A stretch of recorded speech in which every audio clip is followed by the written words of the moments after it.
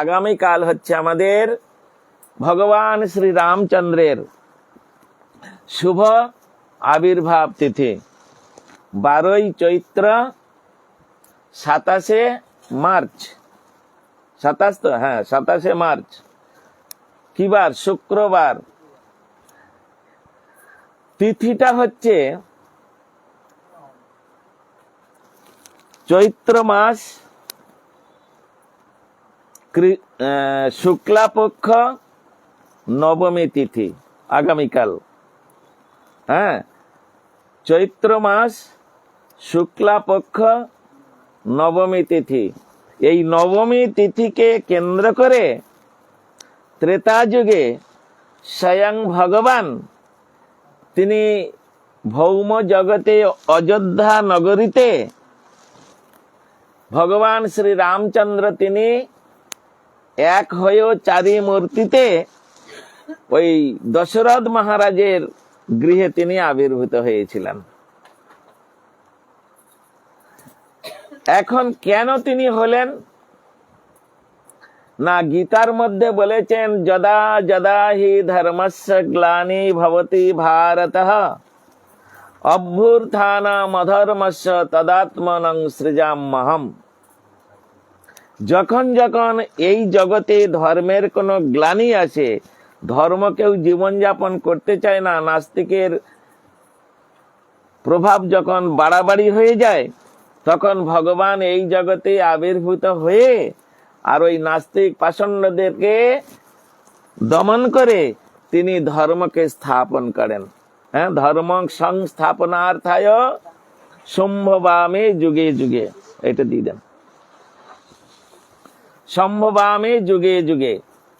তা সেই জন্য বাবা ভগবান শ্রী মর্যাদা পুরুষোত্তম শ্রী ভগবান রামচন্দ্র তিনি আজ থেকে, সেই ত্রেতা যুগের কথা, এই যুগে নয়। আচ্ছা, আপনারা একটা কথা বলুন, আমাদের এই জগতে 4টে যুগ আমরা দেখতে পাই, তাই নয়? তা প্রথমে কোন যুগ? সত্য যুগ। 1 নম্বরে সত্য। হ্যাঁ, তা 2 নম্বরে দাপর আসবে। ত্রেতা আসলো কেন? ত্রেতা মানে 3, দাপর মানে 2। তাহলে 1 নম্বরে যদি সত্য হয়, তাহলে 2 নম্বরে দাপর হওয়ার কথা, কিন্তু 2 নম্বরে ত্রেতা আর 3 নম্বরে দাপর। কেন হলো এটা? এর একটা সুন্দর বিচার আছে। সত্য যুগে গৌতম ঋষি নামে একজন ঋষি ছিলেন। তাহার সহধর্মিনীর নাম ছিল কি? হ্যাঁ, অহল্যা। এই অহল্যা অপরূপ সুন্দরী নারী ছিলেন। ইন্দ্র ওই অহল্যার সতীত্ব নষ্ট করেছিল, যার জন্য গৌতম ঋষি ইন্দ্রকে আর অহল্যাকে অভিশাপ দিয়েছিলেন। অহল্যা কিন্তু ভগবানের পরম ভক্ত। তা অহল্যাকে অভিশাপ দিয়েছিল, তুমি পাষাণত্ব প্রাপ্ত হও।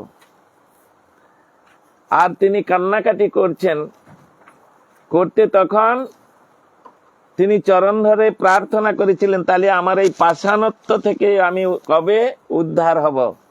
তখন বললেন, ত্রেতা যুগে ভগবান শ্রী রামচন্দ্র আসবেন, আর তার পাদস্পর্শে তুমি উদ্ধার হবে। পাদস্পর্শে তুমি উদ্ধার হবে। এখন ওই অবস্থায় সে ধীরে ধীরে ধীরে ধীরে ধীরে ধীরে পাষাণত্ব প্রাপ্ত হইল। কেন? সাধু বাক্য কভু নহে ব্যভিচারী। সাধুদের বাক্য কোনোদিন মিথ্যা হয় না। এই জন্যে গৌতম ঋষির বাক্য সঙ্গে সঙ্গে প্রতিফলিত হয়েছে, সে পাষাণ হয়ে গেল। কিন্তু পাষাণ হলেও তার যে পূর্ব স্মৃতিটা তার মধ্যে জাগরিত ছিল। সে ওই অবস্থায় তখন ভগবানকে খুব ডেকেছিলেন, কান্নাকাটি করেছিলেন। ভগবান তার উদ্ধারের জন্য তিনি একটা যুগকে এদিক ওদিক করে দিলেন। বলে ত্রেতা তো এখন অনেক বাকি, সবে সত্য, তারপরে দাপর যাবে, তারপরে ত্রেতা। আমার ভক্ত অতদিন কষ্ট পাবে, এটা হবে না, এটা হবে না। আমি তাহলে কি করব, আমি এই দাপরটাকে পিছিয়ে দিয়ে, ভগবান সবকিছু করতে পারে, তিনি হচ্ছেন অলমাইটি ভগবান, তিনি সবকিছু অল ইন অল, সবকিছু করতে পারে। করতুম অকর্তুম অন্যথা করতুম যসমর্থ স্ব ঈশ্বর, তিনি সবকিছু করতে পারেন। তা এখন তিনি ওই দাপর যুগটাকে ঠেলে দিয়ে তিনি নিজে ত্রেতা যুগকে আগে নিয়ে আসলেন দ্বিতীয় নম্বরে। কেন? অহল্যাকে তাড়াতাড়ি উদ্ধার করতে হবে। আর ত্রেতা যুগে রাম অবতার, দাপরে তো নয় যে দাপরেতে রাম আসবেন, দাপরে কৃষ্ণ অবতার। এই জন্য দাপরটাকে ঠেলে দিলেন, তুমি পরে আসো। ত্রেতা যুগ আনলেন, আর ত্রেতা যুগে ভগবান শ্রী রামচন্দ্র তিনি অবতীর্ণ হয়ে তারপরে পিতৃসত্য পালনের জন্য তিনি বনবাসে গেলেন। কত বছর? 14 বৎসর বনবাস। হ্যাঁ, বনবাসে গিয়ে ঘুরতে ঘুরতে ঘুরতে ঘুরতে তিনি তখন ওই অহল্যা দেবীর আশ্রমে গিয়ে, গৌতম ঋষির আশ্রমে গিয়ে উপস্থিত হলেন। তখন বিশ্বামিত্র ঋষি বললেন, হে রাম, তোমার জন্য একজন সতীসাধ্যী নারী এখানে বহুদিন থেকে অভিশাপগ্রস্ত হয়ে তোমার দর্শন পিপাসায় সে অপেক্ষা করছে, তুমি তাকে উদ্ধার করো আর তাকে দর্শন দাও। বলে, কই, এখানে তো আমি তো কাউকে দেখছি না। বলে, ওই যে সামনে উঁচু হয়ে রয়েছে যে পাথরটা, ওটা একজন সতীসাধ্যী নারী, উনি একজন ঋষির পত্নী, অতএব তাহার অভিশাপে উনি পাষাণত্ব প্রাপ্ত হয়েছে, তার মুক্তি করো। তোমার ওই কমল চরণ, তোমার অমৃতময় চরণ, তার স্পর্শ করো, তোমার চরণ স্পর্শে সে মুক্তি লাভ করবে।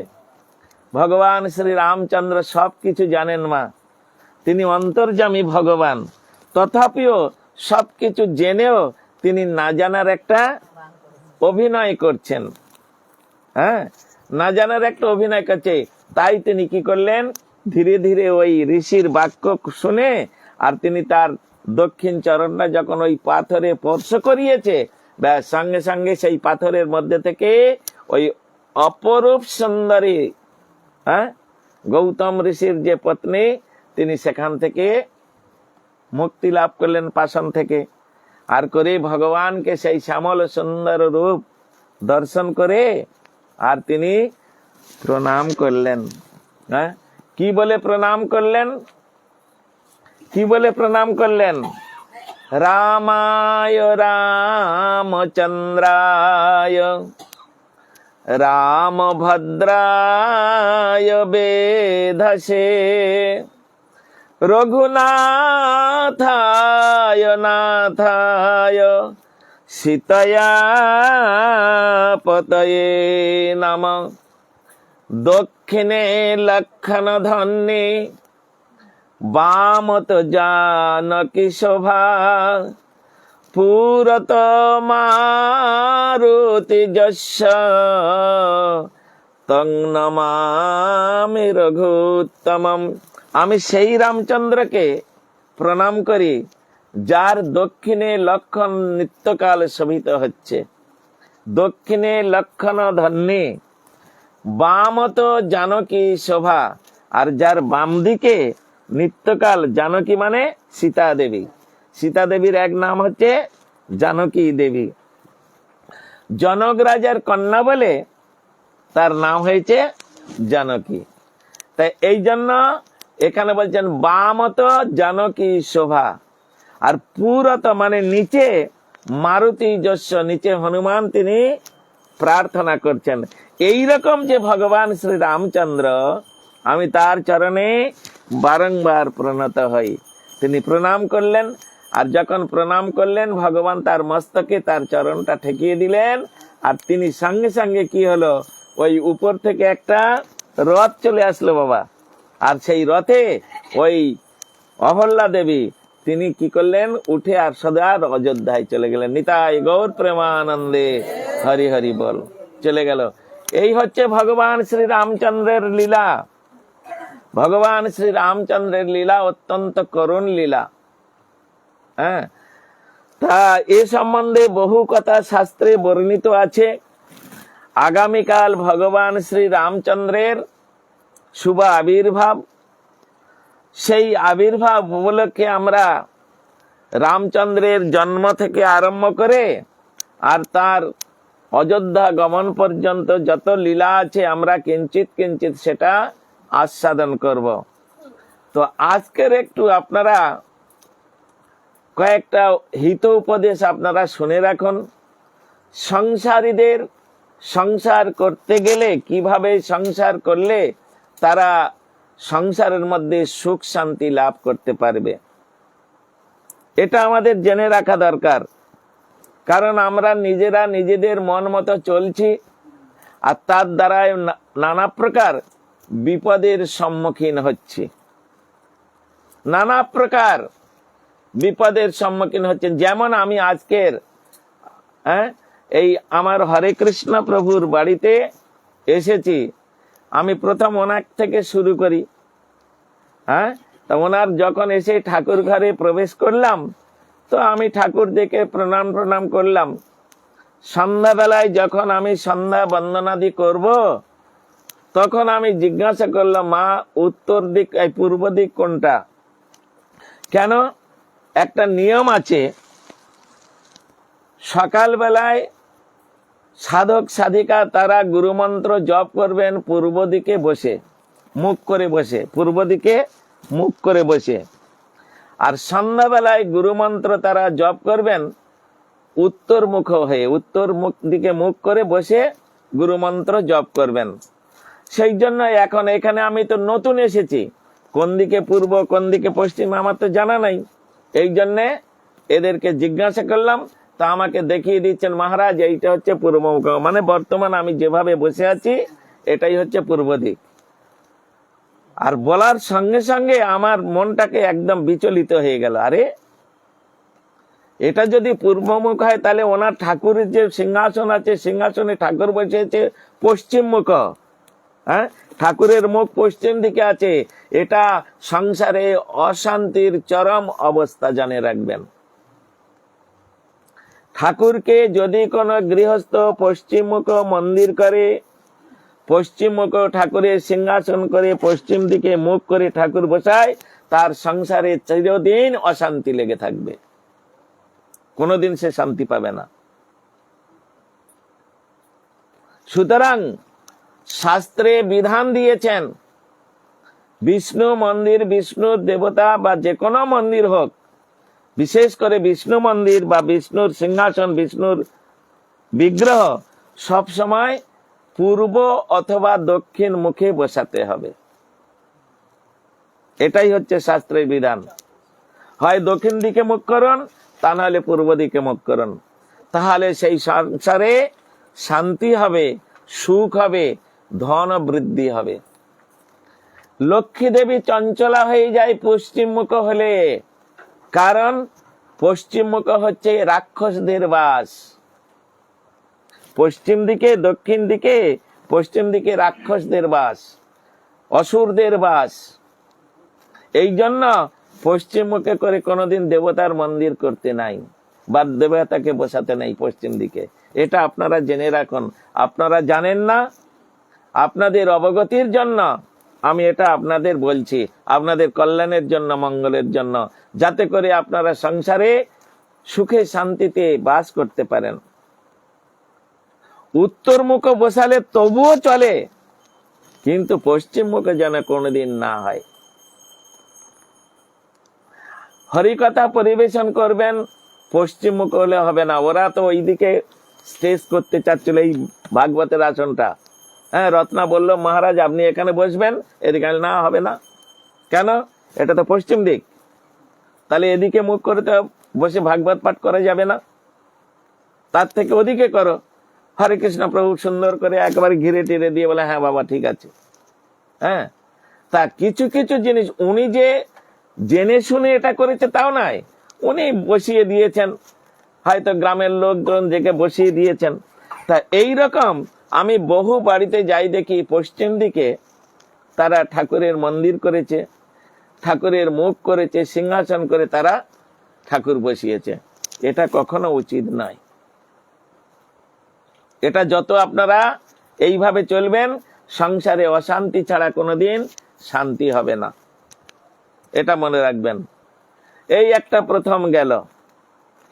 দ্বিতীয়ত, আমরা অন্য দেব দেবতার ব্রত করব।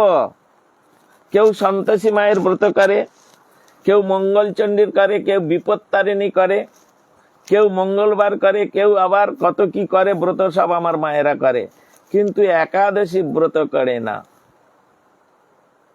হ্যাঁ, একাদশী ব্রত করে না। বলছে একাদশী, এই দেখুন ও বলছে হ্যাঁ ঠিক বলছেন মহারাজ, ও ঠিক শব্দ রেখেছে। আমাদের কাণ্ডজ্ঞান নাই, কিন্তু ওর কাণ্ডজ্ঞান আছে। হ্যাঁ, এটা তো প্রবাদ আছে, আপনারা সকলেই জানেন। এখানে সব বয়স্ক মানুষরা অনেক বসে আছেন। টিকটিকি কখন ডাকে বলুন তো? হ্যাঁ, যখন সত্যি কথাটা, আমাদের যে সত্যি কথাটা জানা নাই, সেটা যখন কেউ আলোচনা করে, তখন ওরা ওটা সাড়া দেয় যে হ্যাঁ ঠিক এটা। তা এই জন্য এখানে বলছেন আমরা সব ব্রত করি, কিন্তু একাদশী ব্রত করি না। একাদশী ব্রত হচ্ছে ভগবানের অঙ্গ থেকে প্রকাশিত সমস্ত ব্রতের হচ্ছে শিরোমণি। যেমন ধরুন এই একটা তুলসী বৃক্ষ, আমি উদাহরণ দিয়ে বলছি। এটা তুলসী বৃক্ষ এখানে আছে, কিন্তু এইটা আমি ধরলাম একটা ফুলের গাছ, বা এটা হচ্ছে একটা ফলের গাছ। হ্যাঁ, তা ফুল হয়েছে সব ডালে ডালে। আপনারা ফুল চাষের মালিক, সব ফুল চাষ করেন ভালোভাবে, আমার থেকে জানেন।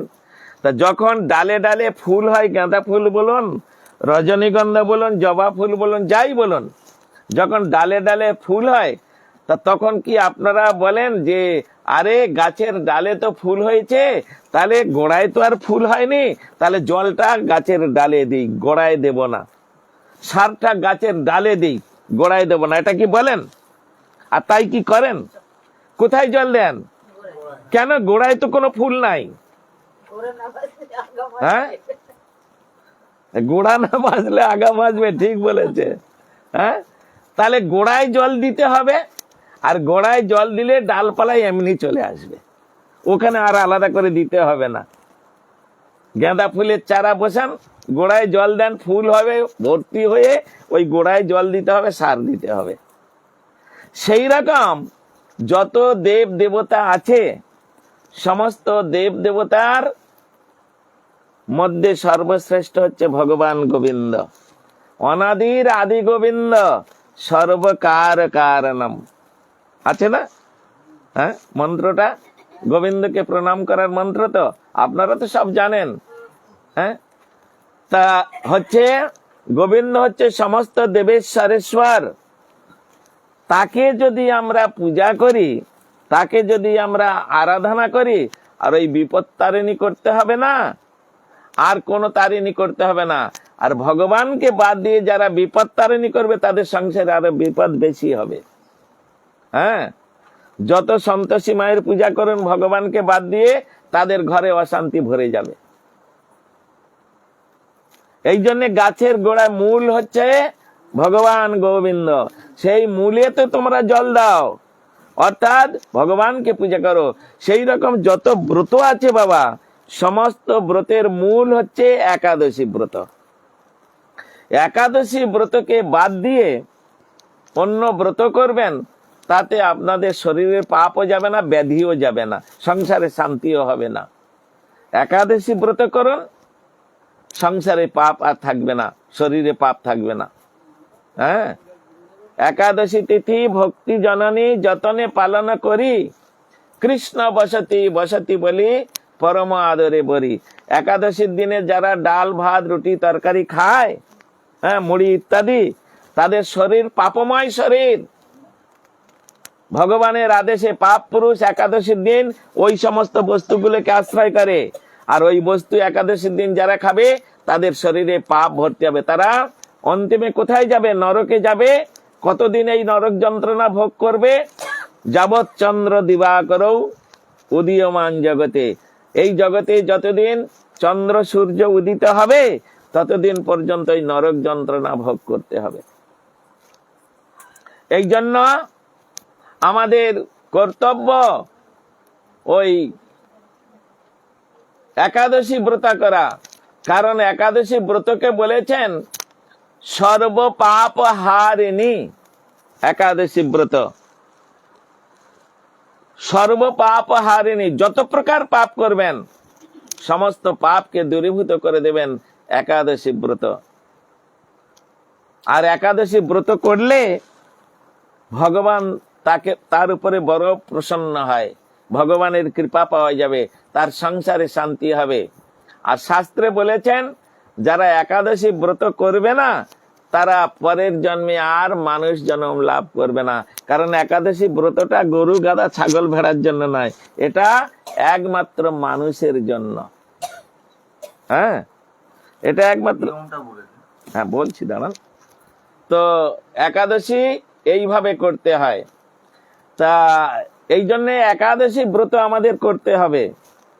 হ্যাঁ, যেদিন গৃহে ভজন দেখি গৃহেতে গোলক ভাই, চরণ সিধু দেখিয়া গঙ্গা সুখ না সীমা পায়। অর্থাৎ একাদশী ব্রতর করার নিয়ম হচ্ছে যারা আমিষ খায় দশমীর দিন তাদের নিরামিষ খেতে হবে। ভালো করে শুনুন, যারা আমিষ ভক্ষণ করে দশমীর দিন তাদের নিরামিষ আহার করতে হবে। আর একাদশীর দিন পঞ্চশস্য বাদ দিতে হবে। ধান, গম, জব, তিল, সরষে, এই সমস্ত বস্তু দিয়ে যা তৈরি হবে ওগুলো খাওয়া চলবে না। কেবল ফল আর মূল, মাটির নিচে যেটা হবে। তাই বলে আপনারা বলবেন তাহলে মাটির নিচে তো পেঁয়াজ হয়, পেঁয়াজ খাবো, ওটা তো কোনোদিন গোবিন্দ সেবায় লাগে না। আর যারা সাত্বিক আহার করে ওটা খায়ও না। আর যারা রাজসিক তামসিক ব্যক্তি তারা ওটা খায়, তো ওটা কথা তো বাদ। হ্যাঁ, সুতরাং ফল মানে ফল কাকে বলা হয়? যদি আমি আপনাদের প্রশ্ন করি যে ফল কাকে বলো, বলো তো জামাই, ফল কাকে বলে? আপেল। ফল কাকে বলে? ওটা তো ফলের নাম। যে বস্তুটা কাঁচা অবস্থায় খাওয়া যায়, পাকা অবস্থায় খাওয়া যায়, তাকে বলা হয় ফল। বুঝলেন? যে বস্তুটা পাকা অবস্থায় খাওয়া যায়, কাঁচা অবস্থায় খাওয়া যায়, তাকে বলা হয় ফল। যেমন কলা, আম, কাঁঠাল, ওই বললো আপেল টাপেল ইত্যাদি সমস্ত, এগুলো কাঁচাও খাওয়া যায়। হ্যাঁ, কাঁঠাল কাঁচাই ইঁচড় করে খাচ্ছেন, আবার পাকলে সেটা কি সুন্দর খাচ্ছেন, আবার তার বীজটাও ফেলছেন না, সেটাও খাচ্ছেন। হ্যাঁ, সেটাও খাচ্ছেন। এই জন্য এটা হচ্ছে। আর সবজি কাকে বলে? সবজি যেটা কাঁচা অবস্থায় খাওয়া হয় তাকে বলা হয় সবজি। তো এইরকম সুন্দর বিচার আছে। তাই পঞ্চশস্য খাওয়া চলবে না। ধান থেকে যাবতীয় জিনিস হবে, গম থেকে যাবতীয় জিনিস হবে, জব থেকে যাবতীয় জিনিস হবে, তিল থেকে যত কিছু জিনিস হবে। আর ডাল, কলাই মানে সরষে বলো আর ওই কলাই আমাদের ডাল, এর থেকে যা বস্তু হবে এগুলো একাদশীর দিন খাওয়া চলবে না। কেন? ভগবানের আদেশে পাপ পুরুষ ওই সমস্ত বস্তুর মধ্যে আশ্রয় করে, আর একাদশীর দিনে ওই সমস্ত বস্তু যারা গ্রহণ করে তাদের শরীরে পাপময় হয়ে যায়। একাদশী সে না করলে তার শরীরে পাপ জন্মে। এই জন্য একাদশী, এই যে আমরা 15 দিন নানা রকম জিনিস খাচ্ছি, এর দ্বারা অনেক পাপ হচ্ছে। এই জন্য একাদশী করলে ওই 15 দিনের পাপটা দূরীভূত হয়ে যাবে। আবার খেতে শুরু করলে আবার পাপ হবে। না, বাদাম চলবে, মুগ কলাই চলবে না। কলাই তো ডাল, ডাল চলবে না। বললাম তো, ডাল থেকে যা জিনিস হবে কিছু খাওয়া চলবে না।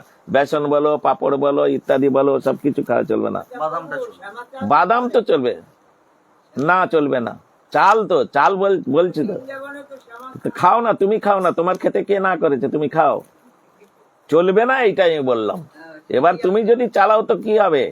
হ্যাঁ হ্যাঁ, চালালে তো তুমি চালাতে, তুমি একাদশীর দিন তুমি সামা চাল খাও, ও এমনি চাল খায়, তাহলে ডিফারেন্সটা হলে কি হলো? তাহলে তো কেন কি করে দেয় সেটা তুমি তাদের কাছে গিয়ে বলো, আমাকে তো আমি তো বলছি চলবে না, সেটা তাদের কাছে গিয়ে বলো। তাই এই জন্য এইভাবে একাদশীতে, তাই একাদশীতে কি খাবেন? আলু, পেঁপে, কাঁচা কলা, তারপরে ধরুন এই কপি যখন হয় ফুলকপিটা খেতে পারবেন, ওলকপি আছে না একটা, ওলকপিটা খেতে পারবেন, এগুলো সবজির মধ্যে পড়েছে। কিন্তু আবার সবজির মধ্যে ঝিঙে আছে, পটল আছে, বেগুন আছে, এগুলো কিন্তু চলবে না বাবা, কিছু কিছু জিনিস আছে। হ্যাঁ, তো এই জন্যে আর সেদিন রান্না করতে হবে, যদি আপনি রান্না করতে চান, হয় বাদাম তেল অথবা ঘরে তৈরি ঘি, কারণ আজকাল বাইরে যা ঘি পাওয়া যায় সে ঘি খাবার মতো নাই। হ্যাঁ, দশকর্মা দোকান থেকে ঘি কিনবেন, ওই ঘিয়ের শিশিরের গায়ে লেখা আছে নট ফর ইট, ফর পূজা। হ্যাঁ, কেন? ওটা বিষ। সুতরাং দোকানের কেনা ঘি খাবেন না। হ্যাঁ, নিজে যদি ঘরে তৈরি করতে পারেন, আর তা নাহলে বাদাম তেল। হ্যাঁ, দরকার কি একটা দিন তেলের দরকার কি? আপনার যদি সবজি খেতে হয়, কাঁচা বাদাম আগের দিন ভিজিয়ে রাখুন, আর ওটা পেস্ট করে সবজির মধ্যে দিয়ে যান, ওই তেলের কাজ করবে।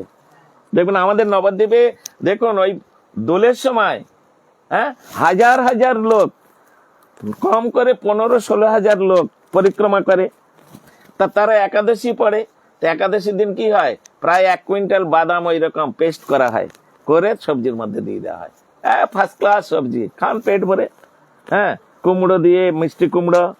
হ্যাঁ, লাউ খাবেন না, চাল কুমড়োটা চলবে, লাউটা চলবে না। লাউটা হচ্ছে কি আলাদা, ওটা বাদ দিয়েছে, কারণ লাউটা চাতুর্মাসে ব্রতেও চলে না, তাই একাদশীতে চলবে কি করে? হ্যাঁ ঠিক আছে, ওর মধ্যে বাদাম ভিজিয়ে ওর মধ্যে দিয়ে দেবেন, আগের দিন বাদাম ভিজিয়ে রাখবেন, ওর মধ্যে দেবেন, ওই খেলে দেখবেন। কলা খান, দুধ খান, একটু দুধ দিয়ে ঘরে ছানা কাটিয়ে খান। হ্যাঁ, একটু আপেল খান, একটু ফল এনে খান, কি লাগে একাদশীতে আবার, ওই খেলেই বেশ যথেষ্ট। এইভাবে আপনারা একাদশী ব্রত করবেন, তাহলে ভগবান আপনাদের প্রতি প্রসন্ন হয়ে আপনাদের সংসারে সুখ শান্তি এটা সেটা আপনাদের প্রদান করবে। তা না হলে সারা জীবন দুঃখী হতে হবে, অশান্তি ভোগ করতে হবে উল্টো পাল্টা করলে। হ্যাঁ, এই জন্য একটা ফর্মুলা আছে বাবা, ফর্মুলা মানে কি? নিয়ম। হ্যাঁ, ফর্মুলা একটা নিয়ম। তাহলে আপনি যখন একটা ছেলেকে স্কুলে পাঠাবেন, সেখানের একটা নিয়ম আছে, একটা ইউনিফর্ম আছে। উইদাউট ইউনিফর্মে আর উইদাউট অনিয়মে যদি আপনি ছেলেটাকে স্কুলে পাঠান, কোনোদিন স্কুলে প্রবেশ করতে দিবে? সেই রকম ভগবানের ভজন করতে গেলে বা একাদশী ব্রত করতে গেলে কতগুলো ফর্মুলা রয়েছে, সেই ফর্মুলা অনুযায়ী। এই আর একটা কথা বলছিলাম, আমি সবার গলায় দেখি প্রায় 2টো করে কণ্ঠিমালা, 2 কণ্ঠিমালা। এটা কিন্তু শাস্ত্রীয় মতে এটা উচিত নয়, ত্রিকণ্ঠিমালা পড়তে হবে।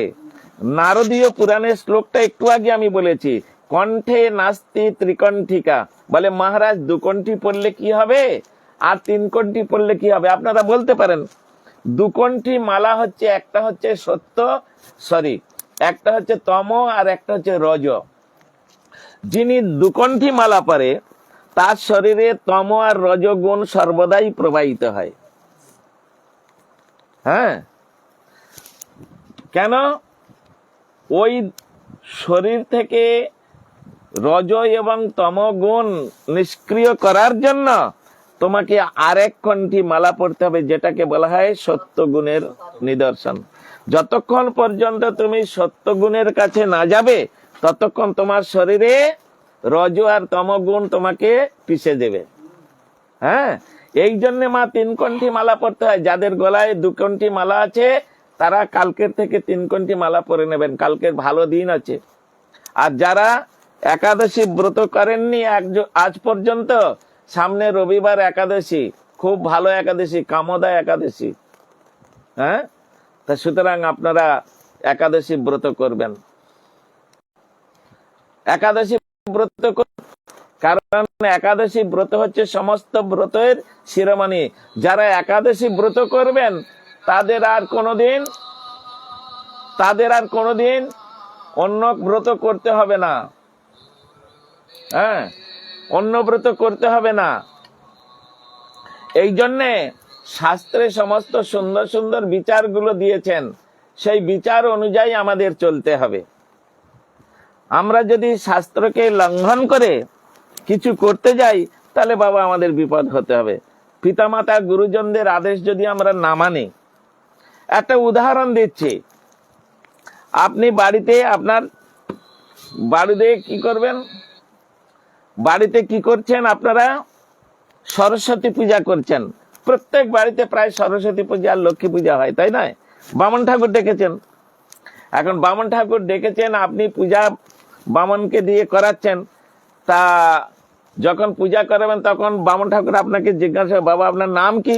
তা আপনি বললেন একটা, উনি বলবেন হরে কৃষ্ণ দাস। ওনাকে যদি জিজ্ঞাসা করে হরে কৃষ্ণ দাস, আর তোমার গোত্রটা কি জিজ্ঞাসা করবে তো নাকি? গোত্র ছাড়া বিয়ে হবে না, গোত্র ছাড়া শ্রাদ্ধ হবে না, গোত্র ছাড়া অন্নপ্রাশন হবে না, গোত্র ছাড়া কোনো শুভ কর্ম হবে না। হবে? তাহলে গোত্র আপনাকে বলতে হবে। তা আপনি তো একটা গোত্র বলবেন, হয় সান্ডিল্য নয়, মধুগুল্য নয়, ভরদ্বাজ নয়, কাশ্যপ, একটা বলবেন তো। হ্যাঁ, এবারে যদি জিজ্ঞাসা করি, বাবা এই যে সান্ডিল্য, মধুগুল্য, ভরদ্বাজ, কাশ্যপ বললেন, এরা কারা? বাবা আমি তো জানি না। তাহলে আপনার গোত্র, আপনি বলছেন এইটাই আমার গোত্র, অত বলছেন যে যার নাম করছেন সে কে জানেন না। হ্যাঁ, তাহলে নিজের বাবার পরিচয় নিজেই জানেন না, নিজের বাবার পরিচয় নিজের জানেন না। এই গোত্র মানে বংশ, কোন বংশে তোমার জন্ম। 12 জন ঋষি আছে, সেই ঋষিদের নাম অনুসারে 12টা গোত্র আছে। সেই ঋষির বংশে, যে ঋষির বংশে আমার জন্ম, সেই অনুযায়ী আমার গোত্রের নাম হয়েছে। তা আপনার পূর্ব বংশে যারা আপনার গোত্র বংশধর, হ্যাঁ, তারা হচ্ছে ভগবানের ভক্ত, এক একজন চরম ভক্ত। আর সেই বংশে আমি একটা কুলাঙ্গার, আমি ভগবানের ভজন করি না, আমি একটা কুলাঙ্গার। এরা সকলে ভগবানের ভক্ত, ভগবানের সেবক। কশ্যপ ঋষি, ভরদ্বাজ ঋষি, গৌতম ঋষি, গৌতমী গোত্র আছে, আছে না? ভরদ্বাজ, এরা সব একজন বড় বড় সব ত্রিকালজ্ঞ ঋষি, সব এরা সব এক একজন ঋষি। এদের নাম অনুসারে গোত্র হচ্ছে, সেই ঋষির গোত্র অনুসারী আমার গোত্র। তা যে বংশে আমার বাপ ঠাকুর, এমনি কথাই বলে, বাপ কা বেটা সিপাহী কা ঘোড়া, কুছ নেই তো থোড়া থোড়া। হ্যাঁ, বাবা যেটা করে যাবে তার পুত্র সেটা একটু পালন করবে, তা না হলে তাকে বাবার পুত্র বলা হবে না, বা সেটা হচ্ছে কি অপুত্র হয়ে যাবে। এই জন্য এই সমস্ত বিচারগুলো আমাদের নিতে হবে। হ্যাঁ, তা সেই জন্য শাস্ত্রকে অনুসরণ করে, শাস্ত্রে যে ফর্মুলা দিয়েছে সেই ফর্মুলা মেনে যদি আমরা চলি তাহলে আমাদের কল্যাণ আছে, আমাদের মঙ্গল আছে। আর নচেত বাবা ওই হচ্ছে কি পায়খানা ডোবার মধ্যে হাবুডুবু খেতে হবে, বৃষ্ঠা করতে হাবুডুবু খেতে হবে। সেটাই যদি চান তাহলে আর শাস্ত্র মানার দরকার নেই, একাদশী ব্রত করার দরকার নেই, ভগবানের ভজন করার দরকার নেই। আর যদি বলেন না ওই মায়াদেবীর কষাঘাতে আমরা পড়তে চাই না, তাহলে একটু একাদশী ব্রত করুন, একটু ভগবানের ভজন করুন, একটু বৃন্দাদেবীর সেবা করুন, একটু সাধুগুরু বৈষ্ণবের সেবা করুন, কল্যাণ হবে, মঙ্গল হবে। আগামীকাল ভগবান শ্রী রামচন্দ্রের আবির্ভাব তিথি, একটু উপবাস করুন। হ্যাঁ, কৃষ্ণের জন্মতিথি পালন করুন, গৌরের জন্মতিথি পালন করুন। ছেলে মেয়ের জন্মতিথি পালন করব, কিন্তু কৃষ্ণের জন্মতিথি পালন করব না, গৌরের জন্মতিথি। এগুলো সব সংসারের কুলাঙ্গার। হ্যাঁ, এদের দ্বারাই জগতে অমঙ্গল হয়, কোনোদিন মঙ্গল হয় না। যারা ভগবানকে বাদ দিয়ে এই জগতে পশুর মতো জীবনযাপন করে, তাদের দ্বারাই জগতের অমঙ্গল ছাড়া কোনোদিন মঙ্গল হয় না, এটা জেনে রাখবেন। তাই আমার স্নেহময়ী মারা সব এসেছেন, বাবারা সব এসেছেন, সবার কাছে আমি করজোড়ে নিবেদন করছি, আপনারা বৈষ্ণব সদাচার সম্পন্ন হয়ে আর সকলে হরিনাম করুন, ভগবানের ভজন করুন আর সংসার করুন। কৃষ্ণের সংসার করতে বলেছে, ছাগলের সংসার, কুকুরের সংসার করতে বলেনি। আমরা তো ছাগল কুকুরের সংসার করছি, কৃষ্ণের সংসার কোথায়? হ্যাঁ, গডকে সেন্টার করে যারা সংসার করে, যারা গডের আনুগত্য হয়ে, ভগবানের আনুগত্য হয়ে যারা সংসার করে, তাদের হচ্ছে কৃষ্ণের সংসার। যে ঘরে কৃষ্ণের সংসার হয় না, সেই ঘরে কাল বাস করে। ওই গ্রন্থের মধ্যে আছে, হ্যাঁ, ফল রূপে পুত্রকন্যা ডাল ভাঙ্গি পড়ে, তারপরে কাল রূপে সংসারেতে পক্ষী মাসা করে। যে ঘরে ভগবানের ভজন হয় না, যে ঘরে ভগবানের প্রসাদ সেবা হয় না, যে ঘরে অমেধ্য কুমেধ্য, সেই ঘরে কাল আসে। অর্থাৎ যে ঘরে কাল আসে সেই ঘরে কোনোদিন শান্তি হয়, সুখ হয়? হবে না। তা সুতরাং আপনাদের কাছে নিবেদন, আপনারা সকলে ভগবানের ভজন করুন।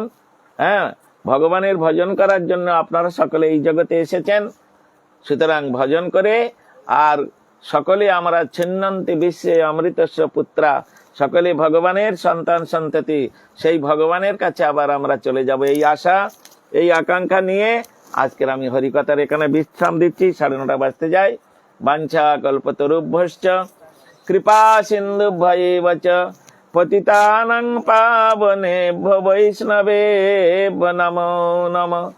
এইখানে রহিল গ্রন্থ অমৃত হরে, আরে প্রেমানন্দে বাহু তুলে বলো না হরে হরে।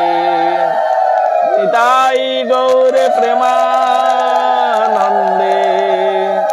হরি হরি বল। সকলে দুহাত উঠান, যে যেখানে আছেন বলুন হরে কৃষ্ণা, জোরে বলুন হরে কৃষ্ণা, কৃষ্ণা কৃষ্ণা হরে হরে, হরে রাম হরে রাম, রাম রাম হরে হরে। একবার উলুধ্বনি দিয়ে বলুন নিতাই গৌর প্রেমানন্দে হরে হরি বল।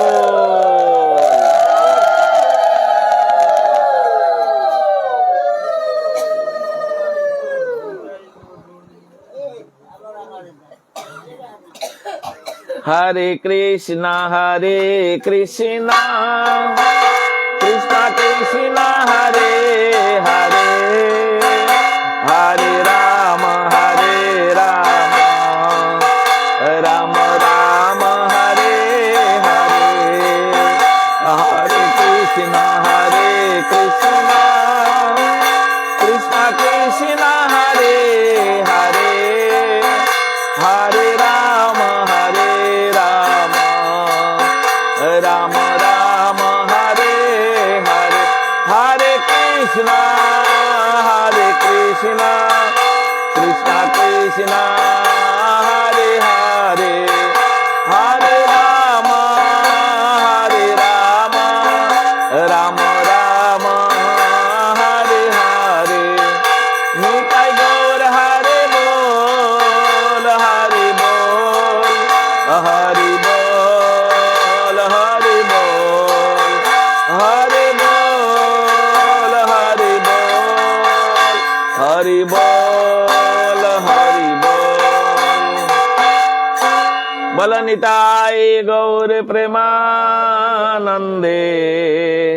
হরি হরি বল।